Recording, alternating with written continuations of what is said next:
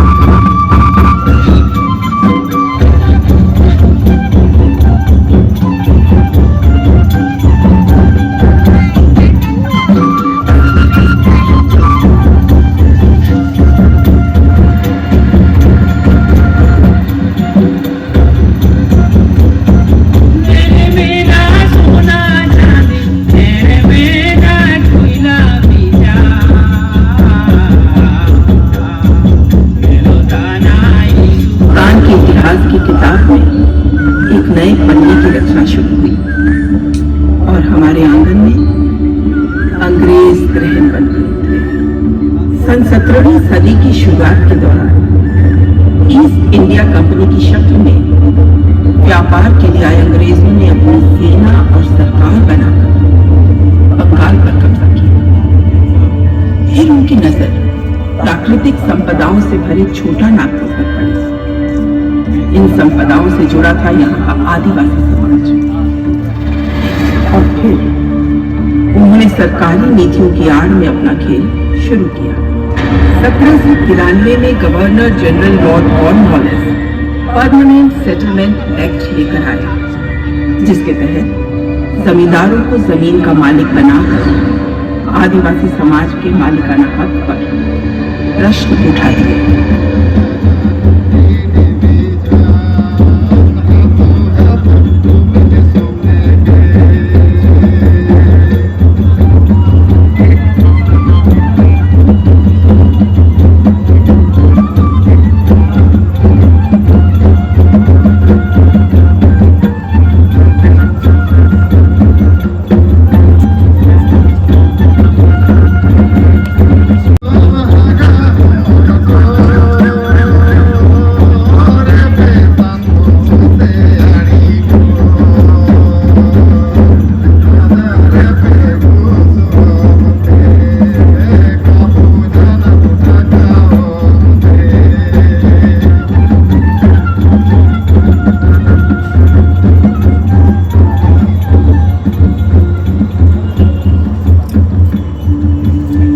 सन 1832 से लेकर 1914 के दौर के आंदोलनों में समाज की पीड़ा और प्रतिरोध के स्वर एक साथ गूंजे, जिन्हें दबाने के लिए अंग्रेजों ने अपनी पूरी ताकत झोंक दी।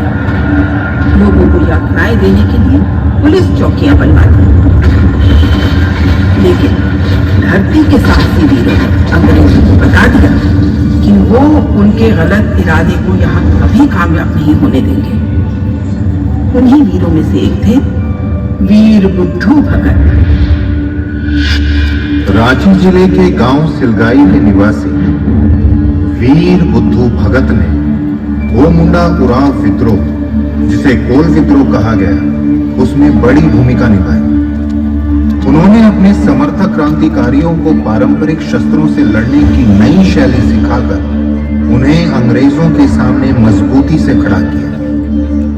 उन्हें गिरफ्तार करना अंग्रेजी सरकार के लिए चुनौती बनी हुई थी। एक बार जब अंग्रेज सरकार इन्हें गिरफ्तार करके चिरोया ले जा रही थी, तब जोर की आंधी ने अंग्रेजों का खेल बिगाड़ दिया। क्रांतिकारियों ने इसका लाभ लिया और वो भगत को वहां से निकालने में कामयाब हुए। चिड़ी हुई सरकार ने और ज्यादा तैयारी से उन्हें सिलगाई में घेरा। यहाँ उनके तीनों पुत्र जयकरण, जलधर, गिरिधर, बेटियां रुनिया चुनिया एवं भाई भतीजे लगभग 150 से 200 क्रांतिकारियों की शहादतों के बाद क्रूरतापूर्वक वीर बुद्धू भगत का सर कलम कर दिया।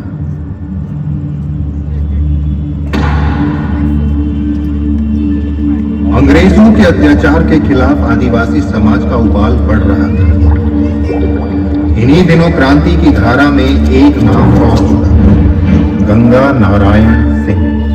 इन्होंने भूमिज समाज को संगठित करके अत्याचारी सरकार को अपनी धरती से उखाड़ने का बीड़ा उठाया।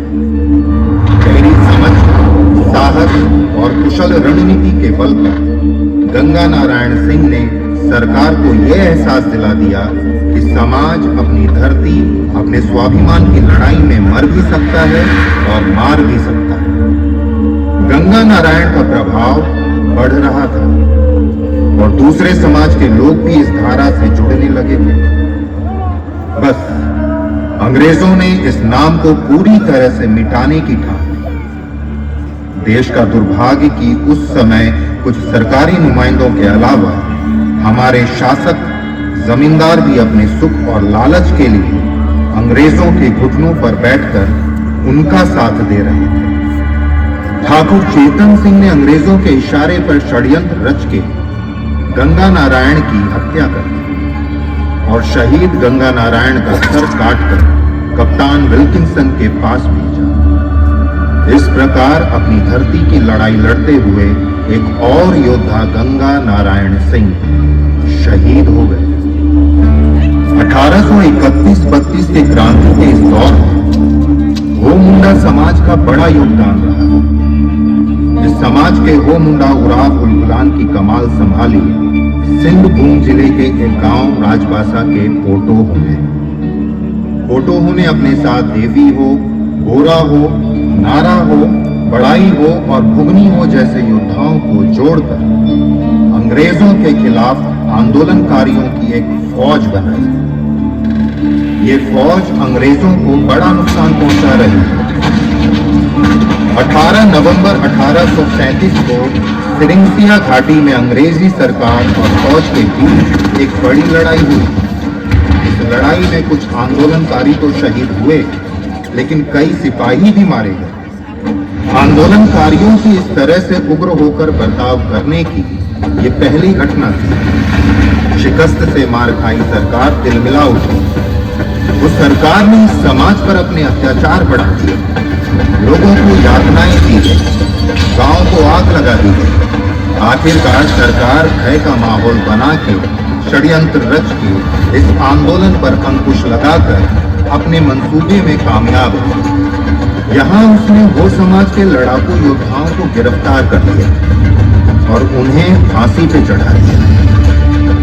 फोटो हो, बढ़ाई हो और नारा हो को 1 जनवरी 1838 को जगन्नाथपुर में और गोरा हो और पांडुआ हो को 2 जनवरी 1838 को सिरंसिया घाटी में फांसी दे दी गई। सरकार यही नहीं रुकी, उसने ऐसे ही कई हो वीरों पर झूठे अपराध लगाकर उन्हें जेल में डाल दिया। इन वीरों का त्याग और बलिदान एक और मशाल बन गया, सरदारी आंदोलन और बिरसा के उलगुलान का। सरकार को घुटने टेकने पड़े। उसने अपनी नीतियों में बदलाव करके इनकी मांग को मंजूरी देते हुए विल्किंसन एक्ट की नींव रखी। तिलंगा खड़िया, एक ऐसा नाम जिसने कुछ ही समय में अंग्रेजी हुकूमत को हिलाने में बड़ी भागीदारी निभाई, जिसने अंग्रेजों के दमनकारी प्रणाली के विरोध में अपने आंदोलन को बढ़ाने के लिए खुद की एक प्रणाली जूरी पंचायत बनाई। यानी वो सवेरे किसी मैदान में युवाओं को एकत्रित करते, सरना का सफेद झंडा गाड़ा जाता, फिर पूजा की जाती, उसके बाद युद्ध अभ्यास किया जाता। अंत में बैठकर समाज की सारी समस्याओं के समाधान पर चर्चा होती। इसके बाद अंग्रेजों ने उन्हें जेल में डालकर समाज का शोषण और बढ़ा दिया। अपमान और आक्रोश से भरे तेलंगा खड़िया जेल से निकलने के बाद अपने आंदोलन को और मजबूत करने में लग गए, जिसके प्रभाव से भयभीत अंग्रेजों ने उन्हें मौत दे दी और अपने एक सरप्रस्त बोधन सिंह से उन्हें गोली मरवा दी। धरती की लड़ाई के अनुष्ठान में 4 भाइयों एवं उनके 2 बहनों के नाम उभरे, सिद्धू कानू, चांद भैरव एवं फूलो झा।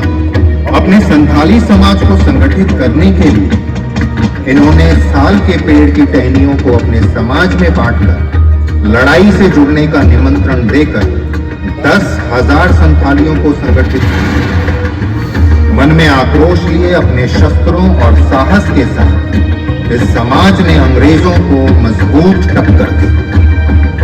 संथाल हुल के नाम से जाना जाने वाला यह आंदोलन इतना उग्र और प्रभावशाली था कि आंदोलनकारियों को नियंत्रित करने के लिए सरकार को सेना बुलानी पड़ी। 16 जुलाई 1855 तीर पैंती का युद्ध क्रांति की लड़ाई में महाआंदोलन के नाम से दर्ज हुआ। सच्चाई और जीवन के मूल अधिकारों के लिए हाथों में तीर, तलवार, टांगी, ढेलफांस जैसे साधारण हथियार लिए आंदोलनकारी मेजर बरोज के आधुनिक हथियारों से सजी सेना पर भारी थे। यहां भी अंग्रेजों को मुंह की खानी पड़ी। अंग्रेज इस चोट से उबरे ही थे कि 21 जुलाई 1855 को वीरभूम के युद्ध में लेफ्टिनेंट टोलमेन की बड़ी सेना को भी संथाल समाज ने घुटने टेकने पर मजबूर कर दिया। इन्होंने हुकूमत से जुड़े लोगों और ठिकानों को लक्ष्य बनाया, नील के कारखाने जलाए, राजमहल गिराए और अंततः लड़ाई को मजबूती देते हुए दोनों शहीद हो गए। नतीजा, अत्याधुनिक हथियारों से सजी ब्रिटिश सेना की अपराजेयता का मिथक टूटा एवं 1857 की क्रांति संभव हुई। सन 1857 में जली क्रांति की मशाल से प्रभावित होकर पलामू इलाके के 2 और भाई नीलांबर और पीतांबर ने भोगपास, चेरोस और खरवार समुदाय को इकट्ठा किया। वो ब्रिटिश सरकार के 4 प्रमुख केंद्र डाल्टनगंज, लेस्लीगंज, जैनपुर और भापुरू में से एक केंद्र पर कब्जा करने का लक्ष्य। इन्होंने अपनी बहादुरी के जब ऐसे करतब दिखाए तो हुकूमत की बंदूकों के मुकाबले में इनके हाथों की तलवारें भारी पड़ी और एक दिन ये दोनों भाई लड़ते हुए शहीद हो गए। क्रांति की मशाल आंदोलनकारियों के एक हाथ से दूसरे हाथ में बढ़ रही थी। फिर ये मशाल थामी संथाल समाज के भागीरथ मांझी ने। भागीरथ मांझी को संथाल समाज ने ईश्वर के दूत और अपने राजा के रूप में स्वीकारा। भागीरथ मांझी ने समाज से आस्था की डोर बांधते हुए उसे एक सूत्र, एक ईश्वर से जोड़कर उन्हें अपनी धरती की रक्षा के लिए जीवन को समर्पित करने की प्रेरणा दी। भागीरथ मांझी के बढ़ रहे प्रभाव को देखते हुए सरकार ने उन्हें गिरफ्तार करके जेल भेज दिया और एक दिन भागीरथ मांझी ने भी अपने जीवन को न्यौछावर करके क्रांति की इस लड़ाई में महत्वपूर्ण योगदान दिया। उनके इस आंदोलन को उनके शिष्यों ने आगे बढ़ाने का काम किया। गुरु रघुनाथ भूइया के मार्गदर्शन में समाज की लड़ाई को आगे बढ़ाने वाले सिंहभूमि जिले के मामा भांजे दिवा और किसुम थे। सरकार तो समाज पर ज्यादती कर ही रही थी। हमारे कुछ प्रशासक भी ज्यादतियों में सरकार का साथ दे रहे थे। सिंह भूमि के भाषक राजा विक्रम सिंह भी उन्हीं में से थे। सूखे की मार झेल रहे संथाल समाज ने अंग्रेजी सरकार से मदद की गुहार लगाई, जिसे सरकार ने न सिर्फ अनसुना किया उल्टा उन्हीं पर अतिरिक्त सरकारी करों का बोझ डाला, जिसके बाद दिवा और किसुन ने अपने समाज को संगठित करके अंग्रेजों के खिलाफ लड़ाई का बिगुल बजा दिया और लड़ते हुए दोनों ने अपने जीवन को न्यौछावर कर दिया। गया मुंडा सरकारी आंदोलन में अगुवानी करने वाला एक बड़ा नाम, मिर्जाचल की सुरक्षा में अपने और अपने परिवार को समर्पित करने वाला एक महान योद्धा गया मुंडा। अंग्रेजों की नजर में चढ़ा एक और नाम, जिसने सरकार के गाड़े कई अनैतिक खूंटे उखाड़ दिए। सरकार ने गया मुंडा पर भी अपनी पकड़ बनाई। सिपाही उन्हें गिरफ्तार करने साइको पहुंचे, लेकिन वहां मौजूद गया मुंडा, सांगरे और बाकी साथियों ने मिलकर उनके इस इरादे को नाकाम कर दिया और उनके 2 सिपाहियों को मार गिराया। इसके बाद डिप्टी कमिश्नर खुद गया मुंडा को गिरफ्तार करने पहुंचे, जिनका सामना करने के लिए घर के लोग, महिलाएं और बच्चे बाहर आ गए और सबने मिलकर बड़ी मजबूती से अंग्रेज सिपाहियों का मुकाबला किया। और ये मुकाबला बहादुरी की एक मिसाल के तौर पर देखा गया।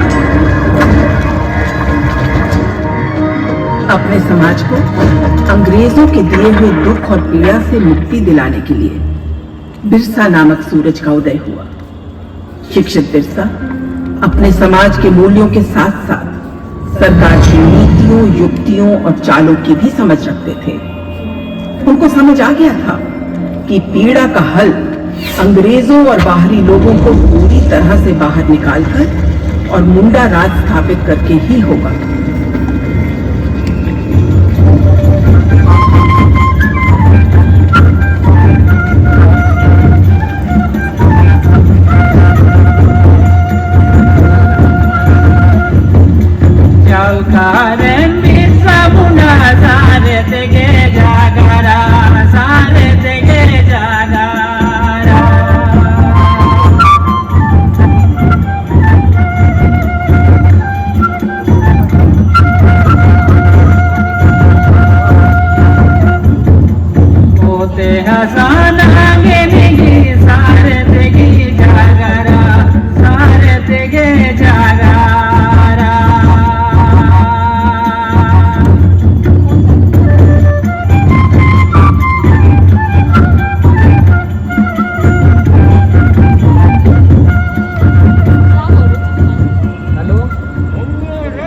फिर उन्होंने अबुआ दिसोम अबुआ राज का नारा दिया।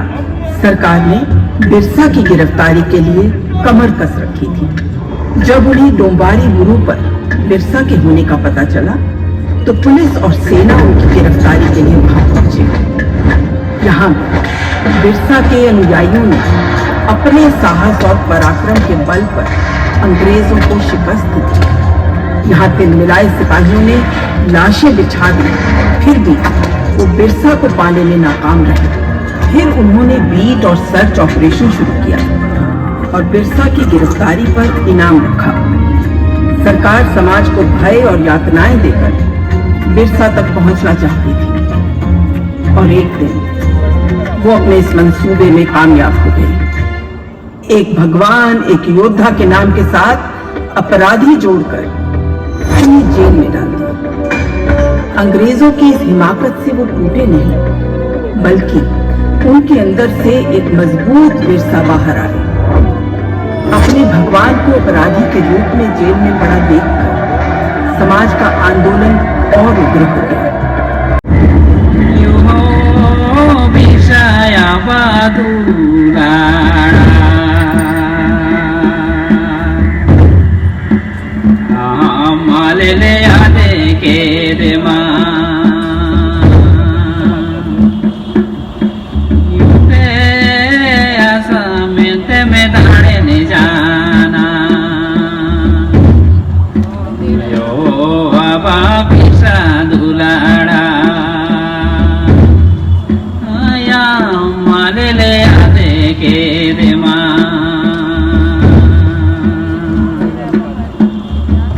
सरकार ये भूल गई कि सूरज अस्त होता है उदय होने के लिए।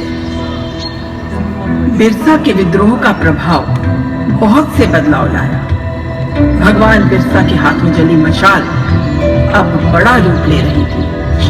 सरकार को झुकने के अलावा कोई दूसरा रास्ता नहीं दिख रहा था और परिणाम स्वरूप कई महत्वपूर्ण सुधार हुए।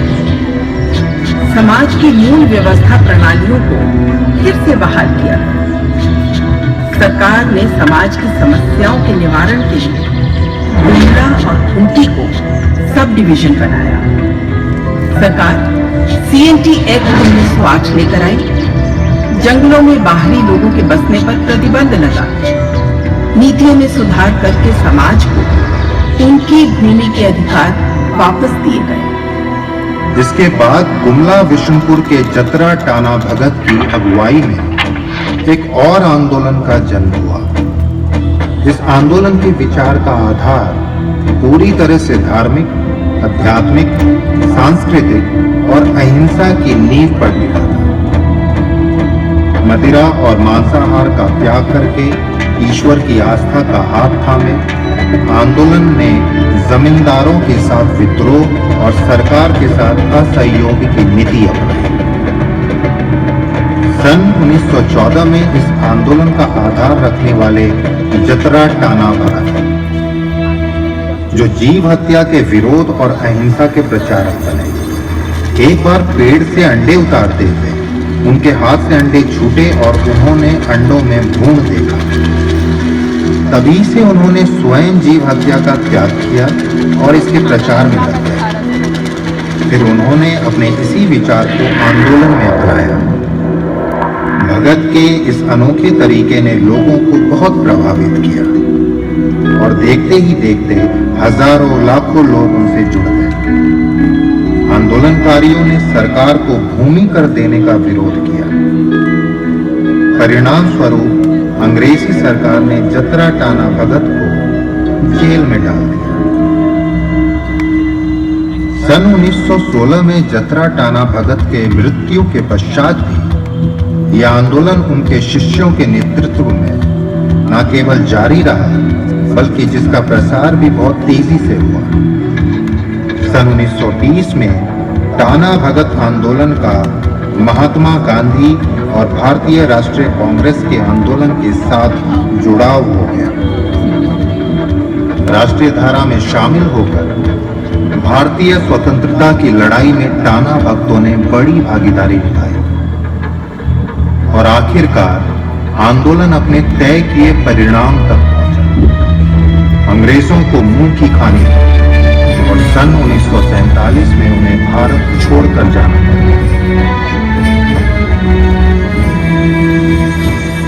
मेरे भीतर अपने जीवन को बलिदान करने वालों की ये गाथाएं नासूर बनकर पल रही हैं और मैं इस दुख को नियति मानकर जी रही थी।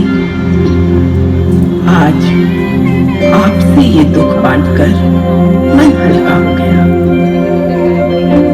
भगवान बिरसा मुंडा के साथ सारे शहीदों के मेरे लिए समर्पण और त्याग ने मुझे गौरवान्वित तो किया ही है, साथ ही उनका जीवन समाज के लिए एक प्रेरणा बनकर उभरा है और दिलों में दिया बनकर रोशन है। ये भगवान बिरसा मुंडा के चमत्कारी व्यक्तित्व का प्रभाव था। ये उनके चित्र को भारतीय संसद में सम्मान देकर स्थापित किया गया और इस तरह इतिहास में आदिवासी समाज के स्वर्णिम काल का